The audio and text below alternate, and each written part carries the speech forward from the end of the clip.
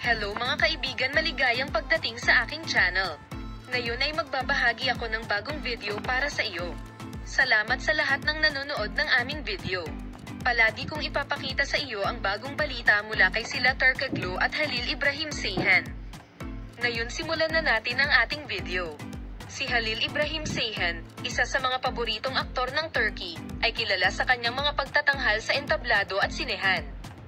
Gayunpaman, ayon sa mga balita na nakalarawan sa media kamakailan, si Halil Ibrahim Ceyhan ay nakakuha ng pansin sa isang desisyon na ginawa niya sa kanyang pribadong buhay. Nagpa siya ang sikat na aktres na pakasalan ang babaeng gusto ng kanyang ina.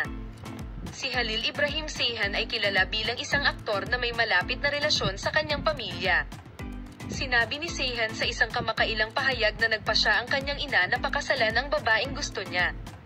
Ang punto kung saan sinabi niya na iginagalang niya ang mga pananaw at kagustuhan ng kanyang pamilya at ginawa niya ang desisyong ito para sa kaligayahan ng kanyang pamilya, ay nagpapakita kung gaano katibay ang relasyon ni Ceyhan sa kanyang pamilya at na nagmamalasakit siya sa pagkakasundo ng pamilya.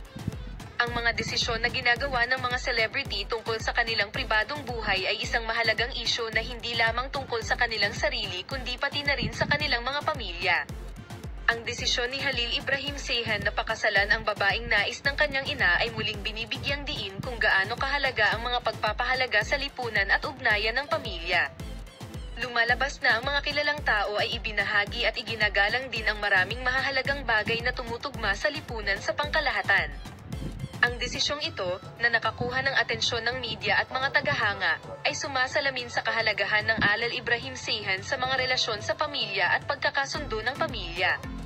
Isiniwalat din nito ang mga aspeto ng mga desisyong ginagawa nila sa kanilang pribadong buhay na kung minsan ay napapansin ng media at lipunan. Salamat sa iyong pagpunta dito at panonood ng aming video. Sana ay makita ka sa mga bagong video.